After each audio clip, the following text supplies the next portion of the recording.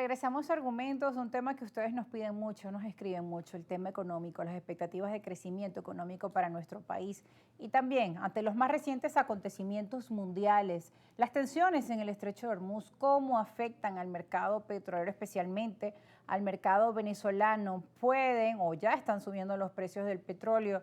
¿Esto podría seguir así? ¿Es una tendencia al alza del petróleo o es algo momentáneo? ¿Y cómo podría beneficiarse Venezuela en medio de este escenario? José González nos acompaña desde Lima, Perú, periodista, economista, analista financiero. Le damos bienvenida a este espacio Argumentos. Un gusto saludarte nuevamente, José. Encantado, Rosa, igualmente. Un placer siempre. Bien, José, en medio de este escenario de tensiones en el Estrecho de Hormuz, Venezuela, ¿cómo podría beneficiarse ante esta situación? Es un escenario complejo mundial, pero sin duda ya estamos viendo en los mercados petroleros un auge, un aumento en los precios del petróleo. ¿Cómo poder beneficiarse en medio de un escenario donde además Venezuela está bajo un nuevo esquema de relaciones con Estados Unidos?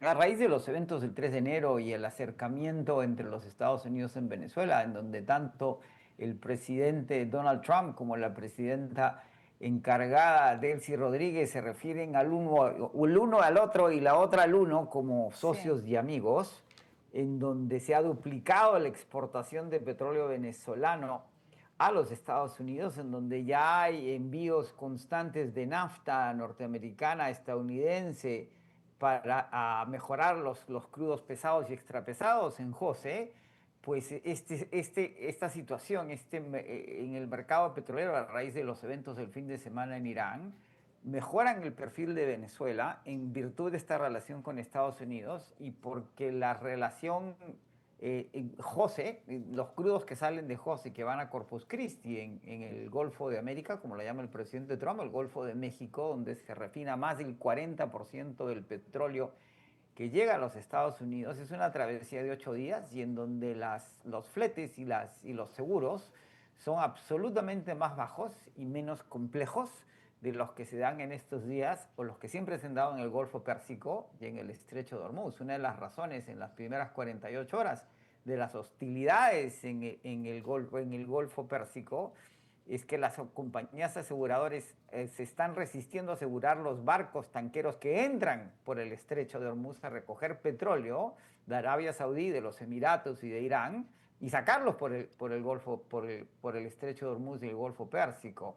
Eso vuelve a favorecer a Venezuela, que siempre fue una nación favorecida en lo que se refiere a los Estados Unidos y Occidente, como proveedora de petróleo, podrían acelerar los procesos en que la producción petrolera venezolana se vaya incrementando y subrayan desde la perspectiva de los analistas en Estados Unidos que la decisión del presidente Trump, las acciones de su administración y de los Estados Unidos en relación a Venezuela, han sido los correctos. El petróleo que estuvo transando por meses el año pasado a niveles de 60, 61, $62, el Brent, que es el marcador, el crudo del Mar del Norte, y que a raíz de las tensiones, cuando sucedieron los eventos en Caracas el 3 de enero, el petróleo no se movió porque Venezuela produce todavía más o menos 1 millón de barriles diarios y la mitad de ese petróleo va a China, la mitad, un cuarto a los Estados Unidos y el resto se distribuía en distintos dominios.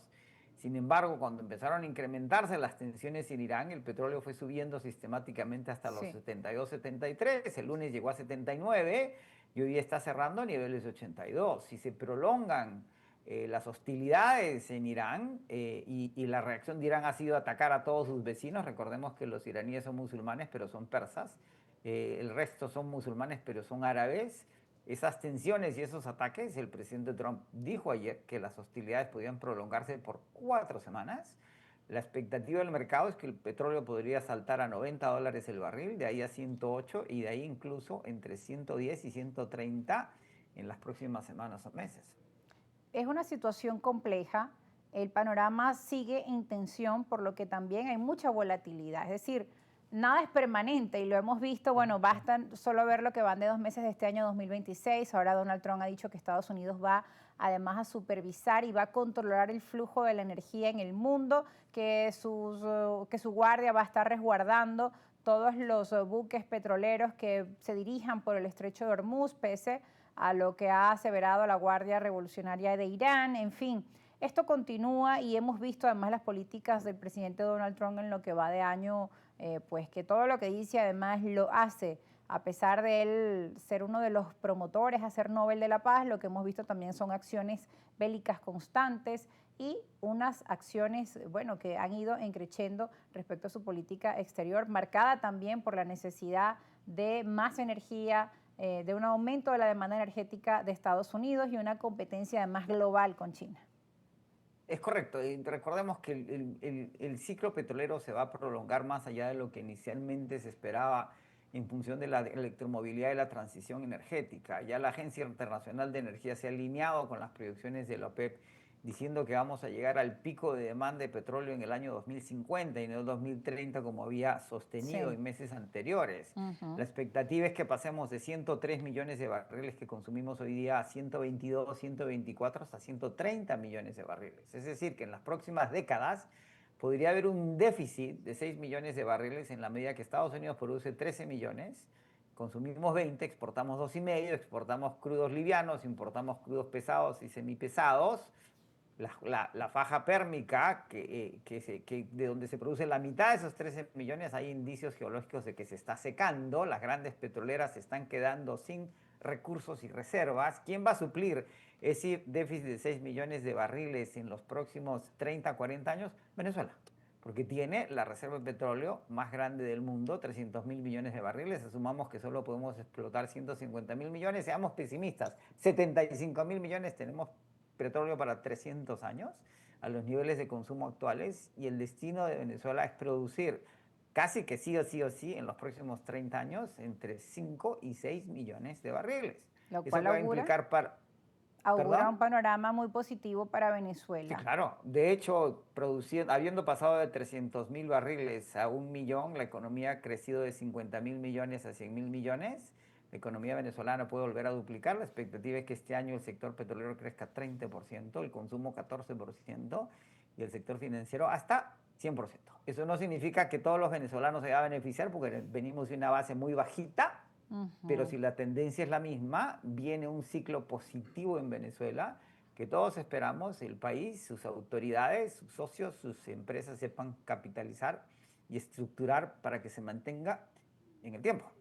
Que esa es la gran preocupación de la población venezolana, que esos indicadores macroeconómicos, que esas expectativas positivas finalmente puedan pasar a los bolsillos de los venezolanos, a la mejora del poder adquisitivo real del venezolano y que además en medio de la situación actual también entendemos que muchos países de Latinoamérica pues también esperan que así sea. La cantidad de migrantes venezolanos que hay en otros países ha ido pues en aumento. También el venezolano quiere regresar a su país, pero quiere regresar con posibilidades mejores a las que tienen fuera, ¿no? O a esa Venezuela de Correcto. antes, dicen algunos, pero si bien estamos creciendo, regresar a niveles como los que teníamos quizá unos 20 años atrás, pues todavía es difícil.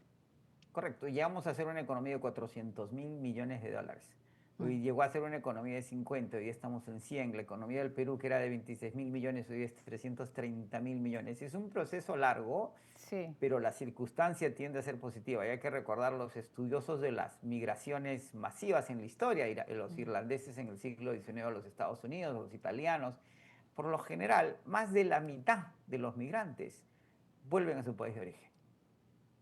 Así es. Ahora bien, uno se pregunta, en medio de este escenario, usted lo decía, Venezuela envía o enviaba crudo a China o es uno de sus principales acreedores, pero en esta nueva dinámica Estados Unidos ha dicho que la mayoría del petróleo, que el petróleo venezolano debe llegar a Estados Unidos, además los Ujú. recursos que lleguen del petróleo, ellos los van a administrar a través de un fondo o el Departamento del Tesoro, van a ser administrados, controlados por Estados Unidos. Entonces también esto es otro factor que incide en cómo va a ser esa administración de los recursos. Son ellos quienes dicen en qué gastar, en qué invertir la administración del gobierno venezolano.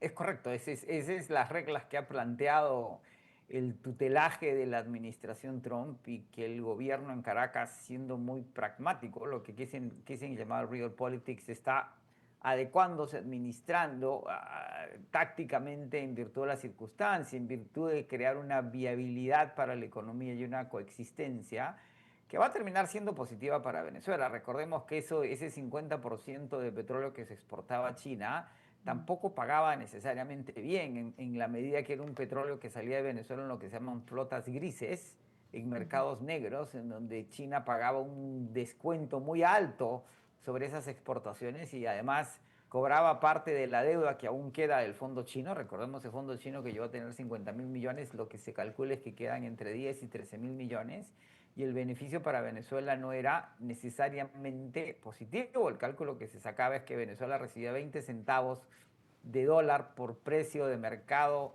de barril por las exportaciones a China. Los cálculos hoy es que en el acuerdo con los Estados Unidos, independientemente de la administración Trump sobre esos recursos monetarios procedentes de los recursos petroleros, sigue siendo un mejor deal, como diría el presidente Trump, un mejor acuerdo, una mejor transacción que la que teníamos con China. Por otro lado, el presidente Trump se refirió al presidente Rodríguez en su discurso sobre el Estado de la Unión como presidente Rodríguez. La clave aquí para la normalización de las relaciones entre ambas naciones es que se vayan levantando las sanciones, como ha señalado la presidenta hace unos días, y todo parece indicar, y eso tiene que pasar por un reconocimiento formal y oficial del gobierno en Washington al gobierno en Caracas, y el levantamiento de las sanciones al Banco Central de Venezuela para que se regularicen los flujos de dinero entre ambas naciones. Ya ha dicho el Tesoro americano que los fondos del petróleo venezolano no van a ir a Qatar, sino van a ir directamente del Tesoro de los Estados Unidos al Banco Central de Venezuela. Para eso se necesita que se levanten las sanciones, se reconozca el gobierno en Caracas. Si se reconoce el gobierno en Caracas, Venezuela es reconocida por el Fondo Monetario Internacional. Si tal cosas sucede, se liberan los derechos de sobregiro que se han sido retenidos en el caso venezolano desde la pandemia, son más o menos 5.000 millones. Podrían levantarse las restricciones al oro en Londres, que son más o menos 6.000 millones. Ahí nomás hay 11.000 millones, podrían descongelarse las cuentas que se congelaron durante las sanciones de la primera administración Trump. Es decir, en ese momento hay recursos venezolanos que podrían fluir hacia el país y el gobierno en Caracas ha dicho que esos flujos se van a administrar en dos fondos, Sí. uno para beneficiar la compensación al trabajo en Venezuela, otro para infraestructura. Los checks and balances que se están creando en esta singular relación podrían terminar siendo positivos para una economía más que va a crecer paulatinamente. Y hay otro indicador importante. Las grandes productoras de petróleo, con la excepción de Arabia Saudita, hay evidencia de que se están quedando sin reservas y que la producción va a caer. Por lo tanto, incluso una compañía como ExxonMobil, que dijo que Venezuela no es invertible, podría cambiar su perspectiva en la medida que como decía don Alberto Benavides Laquentana, el fundador de la minería contemporánea en el Perú, dice que el minero está donde la mina y el petrolero está donde esté el pozo. Y los pozos no están en Suiza, están en Venezuela. Así es, además que hay una relocalización, es decir, de las empresas a invertir en su área, es decir, en Occidente, las empresas petroleras que están en Estados Correcto. Unidos, bueno, en Occidente este es el mercado que corresponde. José González, te pido que te mantengas en línea, que ya seguiremos conversando en breve y también le pido a nuestra audiencia que se mantenga en sintonía de la señal de Globovisión. Nosotros a través de nuestro canal de YouTube Argumentos GB seguiremos conversando y seguiremos con José González para también conversar un poco sobre la ley de la reforma de hidrocarburos y también cómo esto impacta a nuestro país y a las inversiones, hablando de todas las empresas extranjeras que buscan invertir en Venezuela y las condiciones actuales.